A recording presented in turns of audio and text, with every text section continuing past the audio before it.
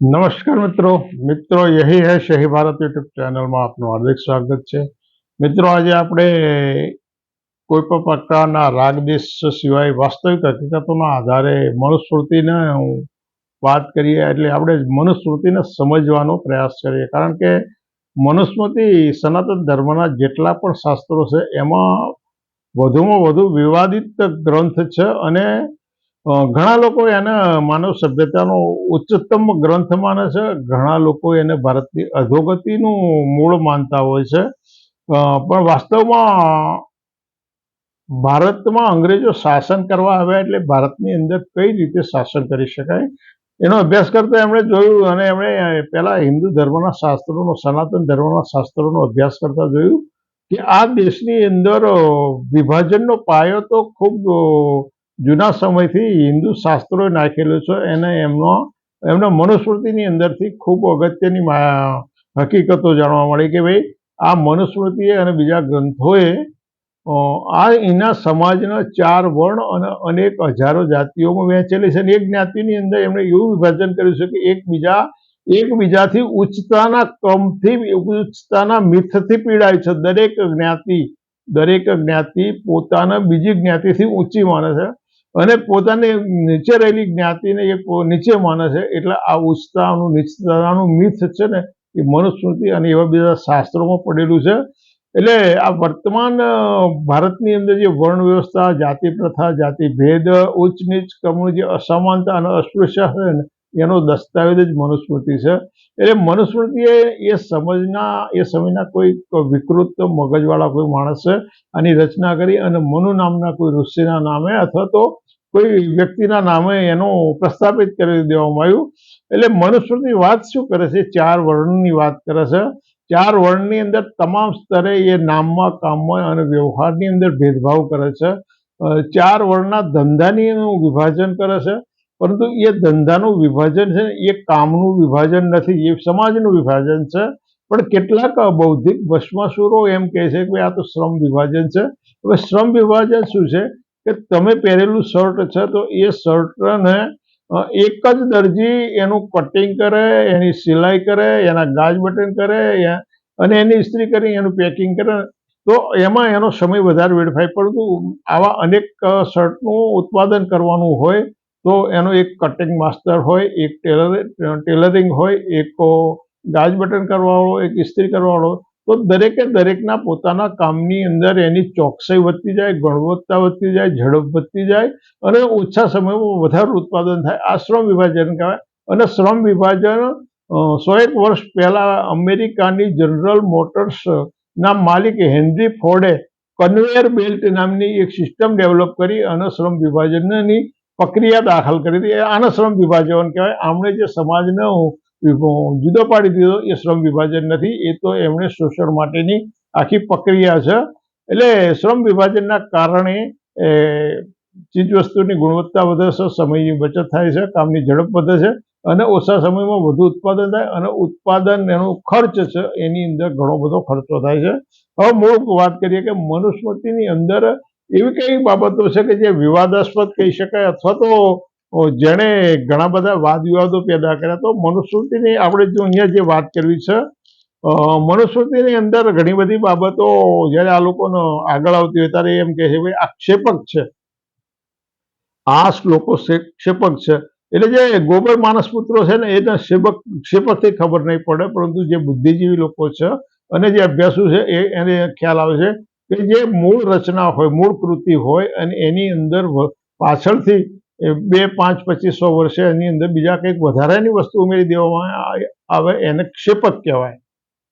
પણ અહીંયા આપણે જે વાત કરીએ છીએ એ હું શ્લોકોનો એ આધાર લીધો છે કે મનુસ્મૃતિના મૂળ શ્લોકોના આધારે એની ઉપર કુલ્લક ભટ્ટ અને મેઘાતિથિ નામના એ સમયના ભાષ્યકારો, આ મનુસ્મૃતિ નામનો જે મૂળ ગ્રંથ હતો એની ઉપર જેણે ટીકાઓ એટલે એનું વિવરણ કર્યું હોય, એનું વિસ્તૃતીકરણ કર્યું હોય, એટલે કુલ્લક ભટ્ટ અને મેઘાતિથિ સૌથી વધારે પ્રમાણિક ભાષ્યકારો ગણાય છે અને એ ભાષ્યકારોએ જે એનું વિવરણ કર્યું છે એવા શ્લોકોનો આધાર એક વખતના ફ્રાયડ બાંડ સાધુ ગણાતા, હવે પછી રામ ભક્તો માટે ચોપડાનું વિતરણ કરતા સચ્ચિદાનંદ સ્વામીએ જે પુસ્તક લખ્યું છે અધોગતિનું મૂળ વ્યવસ્થા, અને એની અંદર એમણે જે શ્લોકો આપ્યા છે એ ઓરિજિનલ મનુસ્મૃતિના છે, અને એની અંદર આ બધી વિગતો મનુસ્મૃતિની ધરબાયેલી પડી છે. એટલે એની વાત કરીએ તો મનુસ્મૃતિના પહેલા અધ્યાયના 31મા શ્લોકમાં એવું કહેવામાં આવ્યું છે કે લોકોની પુષ્કળ વૃદ્ધિ માટે પ્રભુએ પોતાના મુખ, બાહુ,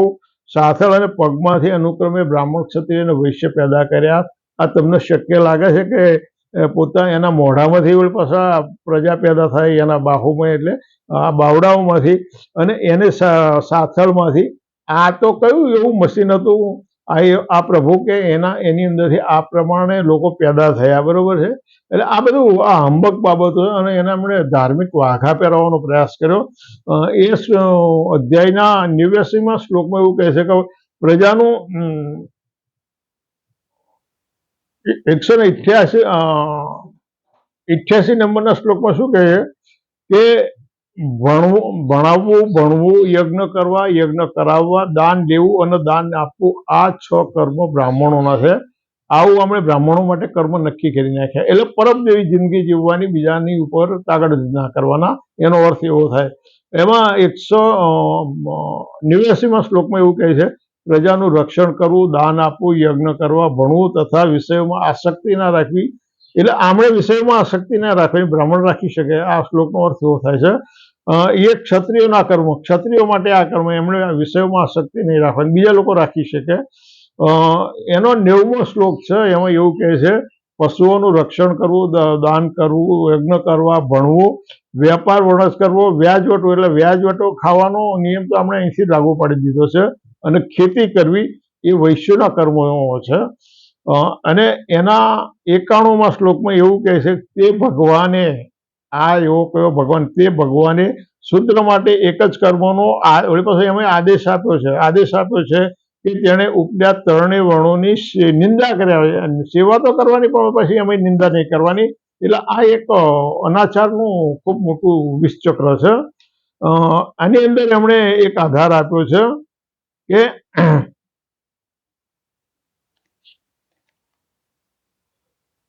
વિષ્ણુ પુરાણનો એક શ્લોક આપ્યો છે કે જે દેશમાં 4 વર્ણની વ્યવસ્થા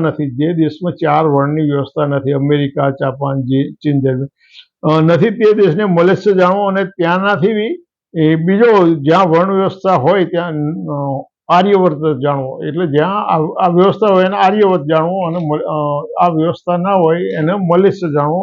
આવું આ ભાઈએ આમાં કહેવડાવ્યું છે. પરંતુ એથી અગત્યની વાત એ છે બીજા અધ્યાયના 31મા શ્લોકમાં બ્રાહ્મણનું નામ મંગળકારી, ક્ષત્રિયનું નામ બળયુક્ત, વૈશ્યનું ધનયુક્ત અને શુદ્રનું જુગુપ્સા પ્રેરક. એટલે શુદ્રની અંદર પટેલો, ઠાકોર, કોળી, સુથાર, લુહાર, સોની, આ બધાના નામો, ખોડો, કચરો, મેલો, પૂંજો, આવા બધા નામો હતા. હવે 25-50 વર્ષથી આ પરંપરાની અંદર ફેરફાર આવ્યો છે. તો બધાના નામો આવા, ક્યાંય કોઈના નામો પાછળ ચંદ્ર ના લાગે, પ્રસાદ ના લાગે, સિંહ ના લાગે, એ બ્રાહ્મણ, ક્ષત્રિય અને વૈશ્ય લાગે. પણ શુદ્ર, બ્રાહ્મણ, વૈશ્ય અને ક્ષત્રિય સિવાયની જે કોમરેન એક શુદ્ર, એને શુદ્રની અંદર સોની, સુથાર, લુહાર, દરજી, કુંભાર, આ બધા શુદ્રમાં આવે છે, અને એમના નામ પણ આવા જુગુપ્સાપ્રેરક રાખવા, એવું આમાં કહેવામાં આવ્યું છે. આગળ એવું કહે છે કે ભાઈ આમાં પાછું જે જનોઈ આપવાની એની અંદર ભેદભાવ, કારણ કે મનુસ્મૃતિ છે ને એ ભેદભાવનો પાયો છે. બ્રાહ્મણને ગર્ભથી 8મે વર્ષે, ક્ષત્રિયના 11મા વર્ષે અને વૈશ્યને 12મા વર્ષે જનોઈ આપવી. અને આ જનોઈ આપવા વડે પાછા શુદ્રોની બાદ બાકી છે કે એમને શુદ્રના જનોઈ લાયક ગણ્યા નથી.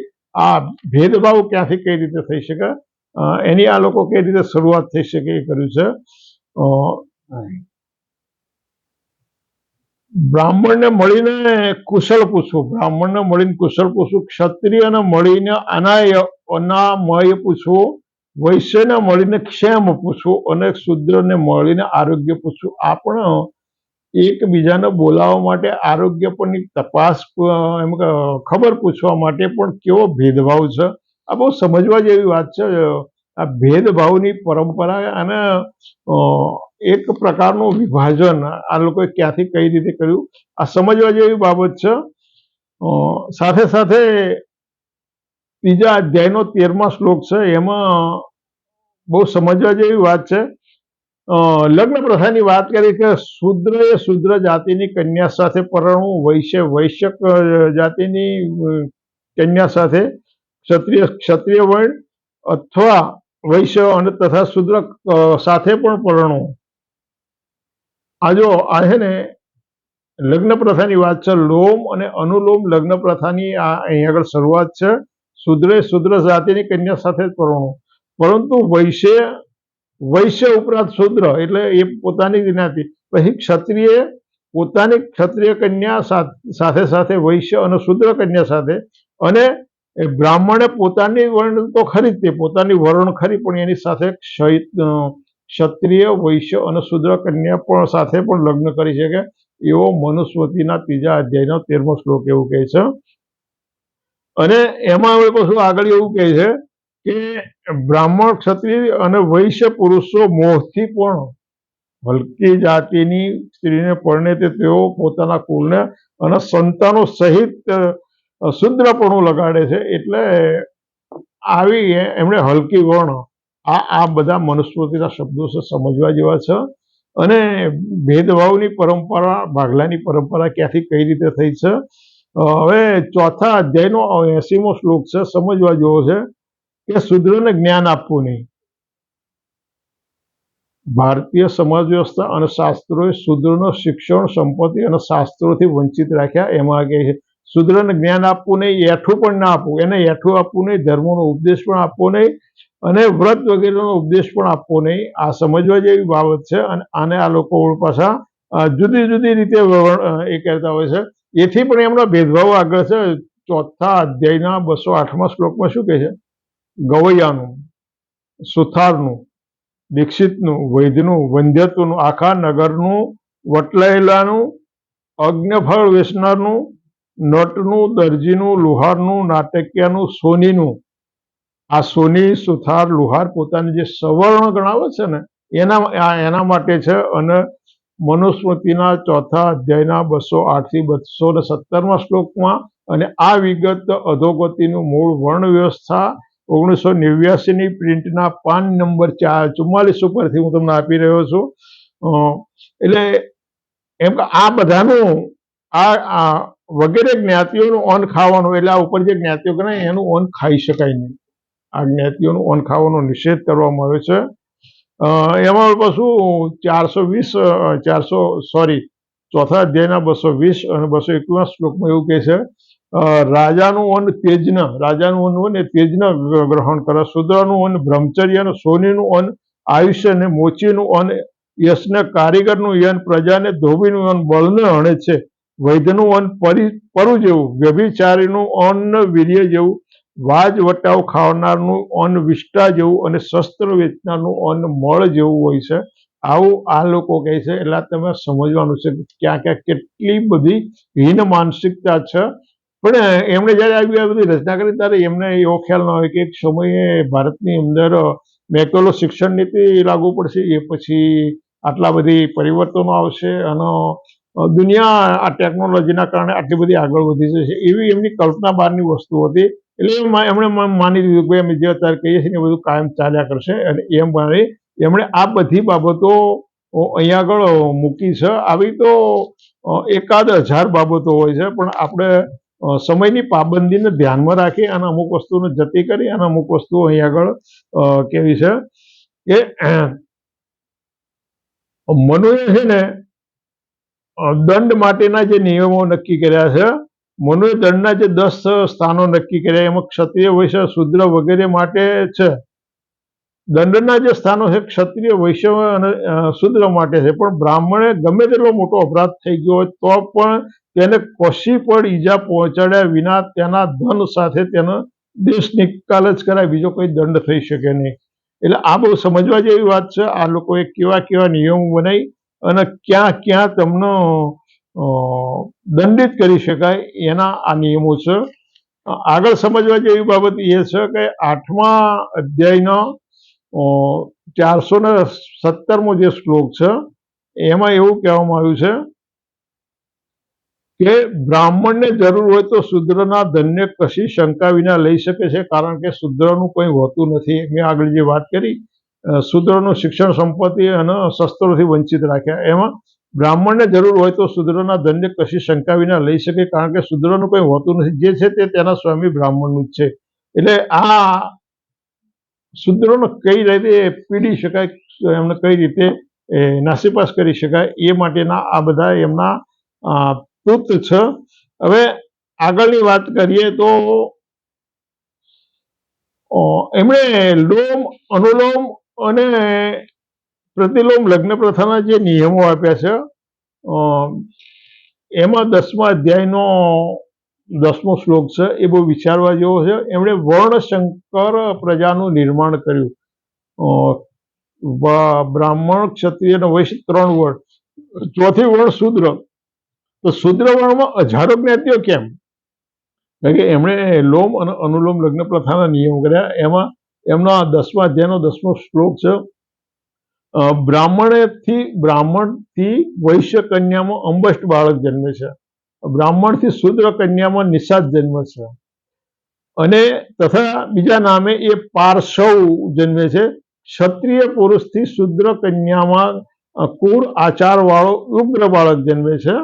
એટલે આપણે નવી જ્ઞાતિઓ, વર્ણમાંથી જ્ઞાતિઓનું સર્જન કઈ રીતે થાય? 4 જ વર્ણ હતી, 4 વર્ણમાંથી જ્ઞાતિઓનું સર્જન કઈ રીતે થયું? તો આ એમની આખી પ્રક્રિયા અહીં આગળ એમના શ્લોકો દ્વારા આપી છે, અને એનું પછી ક્રમશઃ વિભાજન બતાવ્યું છે. 10મા અધ્યાયનો 50મો શ્લોક છે, તે વર્ણશંકરો, એટલે આ જે રીતે પેદા થયેલા એ વર્ણશંકરોને સોંપેલા કર્મો કરી અને મોટા વૃક્ષ નીચે, સ્મશાનમાં, પર્વતોમાં કે ઉપવનોમાં તેમણે રહેવું, અર્થાત ગામમાં એમને સાથે ના રહેવું. વર્ણશંકરોની એમણે જે વ્યાખ્યા કરી છે, એમને ગામમાં નહીં રહેવું. અને આ જ વળી પાછું આગળ વધીને એવું કહે છે 53મા શ્લોકમાં, એ વર્ણશંકરોમાં જે ચાંડાળ હોય, જે સ્વપચ હોય, તો તેમને ગામ બહાર જ વસાવા. તેમના પાત્રો તુચ્છ હોય, કૂતરા તથા ગધેડા તેમનું ધન હોય. મરદા ઉપરના વસ્ત્રો તેઓ પહેરે, તેઓ અને ભાગેલા વાસણોમાં ભોજન કરે. લોઢાના ધાતુના દાગીના હોય, તેઓ ભટકતા રહે. અને આવા વર્ણશંકરો ધર્મનું સાથે ધર્માચરણ કરતો પુરુષ વાત ના કરે.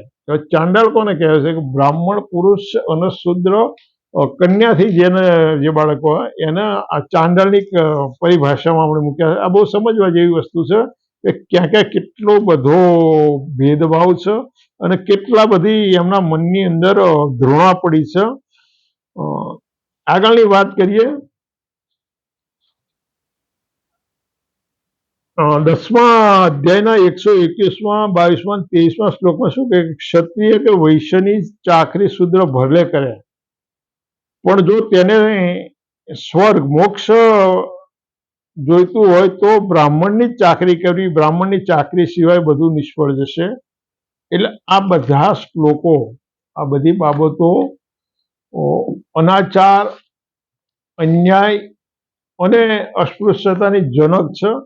અને આ બધી બાબતો આજે વ્યવહારની અંદર અકબંધ છે. આ વ્યવહારની અંદર આજે બધું આ ચાલી જ રહ્યું છે. આની અંદર કાંઈ આપણે વિશેષ નથી કહેતા, પરંતુ મનુસ્મૃતિએ વર્ણમાંથી જ્ઞાતિઓનું સર્જન, મનુસ્મૃતિએ 4 વર્ણનું સર્જન કર્યું, બ્રાહ્મણ, ક્ષત્રિય અને વૈશ્યનું.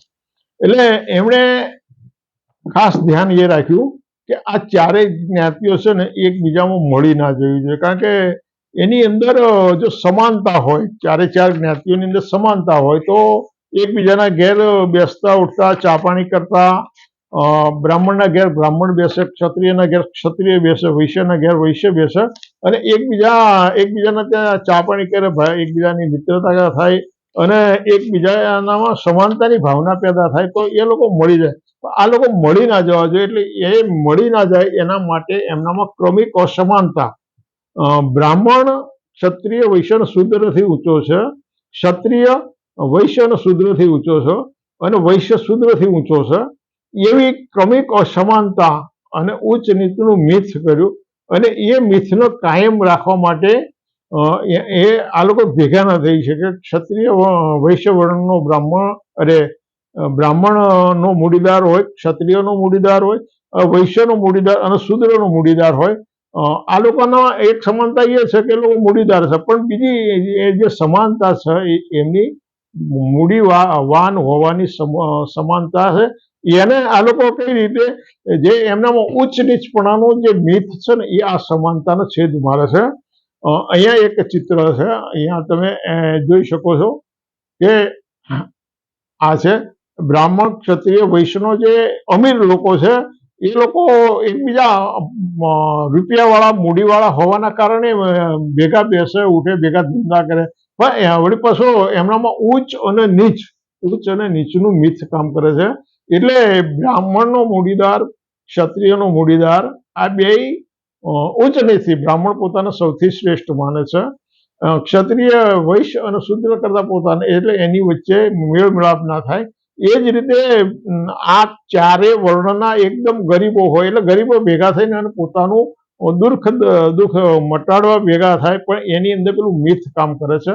એટલે આ મિથ એકબીજાના ઉચ્ચનું, એટલે વર્ણમાંથી જાતિનું એમણે સર્જન કર્યું, પણ એની સાથે સાથે છે ને એમણે જે લોમ અનુલોમ લગ્ન પ્રથાનું, એટલે બ્રાહ્મણ કન્યાનો દીકરો બ્રાહ્મણ કન્યા, ક્ષત્રિયનો દીકરો ક્ષત્રિય કન્યા, વૈશ્યનો દીકરો વૈશ્ય કન્યા, એટલે આ સવર્ણો થયા સરળ. પરંતુ